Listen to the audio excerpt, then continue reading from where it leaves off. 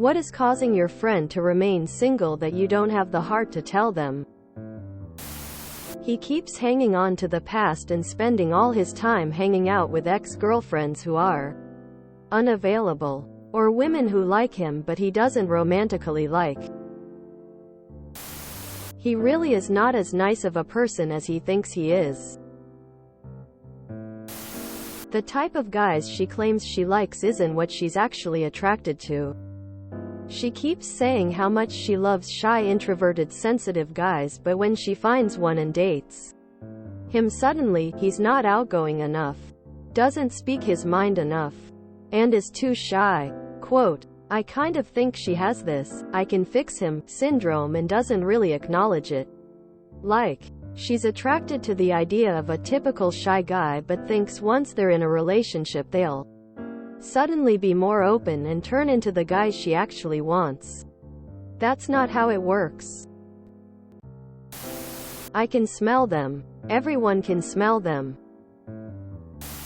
The people they like aren't real. They are idealized, cartoonish caricatures. Now my friend himself has a lot to offer emo. But he is looking for a person that doesn't exist. Hard to find something that's not there. Alcoholism. Not really my friend, but an old community choir director who I became friends with on Facebook. I noticed this about 10 years ago and I don't know if anything's changed since then. His FB account has been silent for years. He was in his 40s and an attractive, charming, talented man in real life, but he only internet dated. And I don't think that was really the norm among his age group yet. His frequent social media posts were about 1/3 music stuff and 2/3 RDS complaints. Mostly about dating. From what I could tell, it sounded like he got a good number of matches. They just never stuck around. He'd post articles that talked about the positives of internet dating and then complain about how they were all wrong. Complain about specific women he'd dated. Granted, he wouldn't name names. His job, co-workers, you name it, he complained about it. So basically, he used Facebook like Reddit. Except Facebook isn't anonymous, so you could easily match it to him. One thing he often complained about was women talking to him on eHarmony or whatever for a day or two, and then suddenly saying they didn't want to talk anymore or just going radio silent. I have no proof of this, but I'd be willing to bet a lot of money that many of these women Googled him like you're supposed to when internet dating, found all of his bitching, and ran away. God knows I would if I came across that. She is so lovely, so kind, so generous, and so beautiful, but her crippling lack of self-esteem is so huge it's visible from space. And her anxiety, and I'm 99% sure her undiagnosed ADHD, means that when she's at all nervous she talks at 100 miles an hour in several directions at once. It's like being handed 8 happy Labrador puppies to try and hold in your arms. I so badly want her to be happy and feel fulfilled, but even I find it tiring sometimes. Horrid halitosis. It actually has been brought up before, but he never does anything about it. Edit. I'm fairly certain that he has gingivitis. His gums are blood red and bleed easily. I've told him he probably has gum disease, but he insisted that he has someone in the family who's a dentist and told him he doesn't have it. They talk way too much. Even during texting, my friend is sending paragraphs to women he just met. I really need to hear what my friends would say about me. Her standards are excessively too high.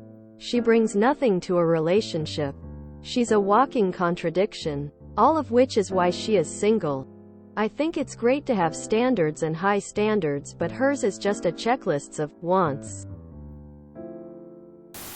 He is needy and clingy. Also, he moves around a lot and has been in college for the last 15 years. There is a lot going on. Desperation. From laughing way too hard at mediocre jokes to bringing up marriage on the first date. She reeks of it.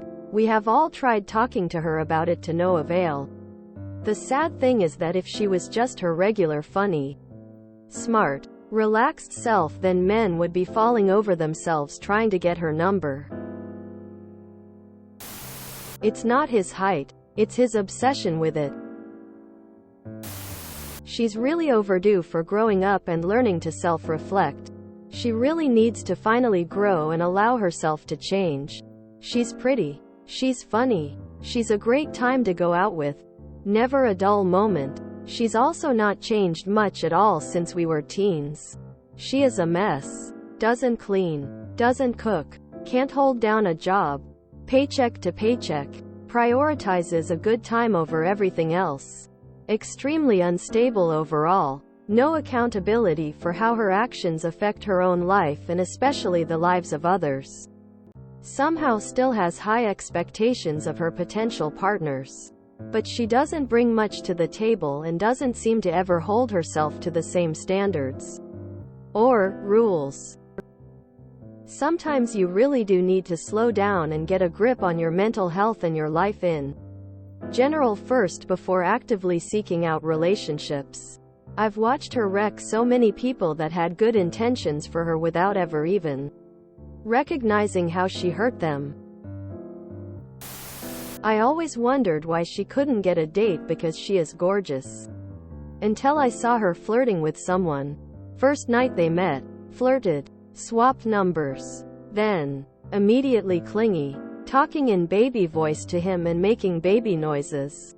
He made a completely inoffensive comment which she found offensive, and threatened to slap him. Not shocking at all when he never called. She's a beautiful girl. Like seriously one of the most beautiful women I've ever seen in real life. But she needs constant validation. No man on the planet can give her the validation she requires.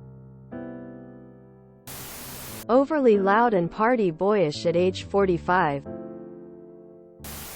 He is just too Catholic. He wants this perfect trophy girlfriend that has to be a virgin. The problem is that he also likes to drink too much alcohol and it's always his way or no way. The girls that he meets are not interested in him. Had boyfriends in the past. Don't like his lifestyle or ideologies of a relationship. He wants all the kids God provides. If you enjoyed this video, please check out our playlists full of similar content. Epicaricast is like doom scrolling for your ears. Please like, share, and subscribe.